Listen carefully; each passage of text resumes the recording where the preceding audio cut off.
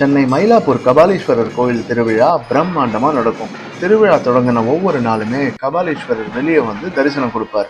அதுவும் அதிகார நந்தி ஜங் ஜங்னு ஆடிட்டு தோள்களில் கபாலீஸ்வரரையும் கற்பகாம்பாலையும் தூக்கிட்டு வரதை பார்க்கவே மனசுக்கு ரொம்ப சந்தோஷமா இருக்கும்.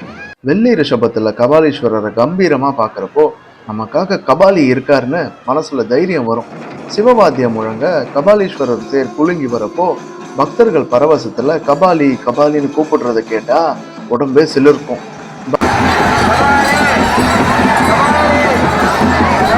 பக்தர்கள் பலரும் கடுமையான வெயிலையும் பொருட்படுத்தாம கபாலி மேல இருக்கிற அன்புல தேரை வடம் பிடிச்சி இழுப்பாங்க.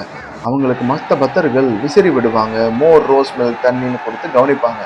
தேர் ஒவ்வொரு இடத்துலையும் திரும்புறப்போ கைத்தட்டி உற்சாகப்படுத்துவாங்க. 63 நாள் அன்னைக்கு கபாலீஸ்வரர் 63 நாயன்மார்களோட காட்சி தருவார்.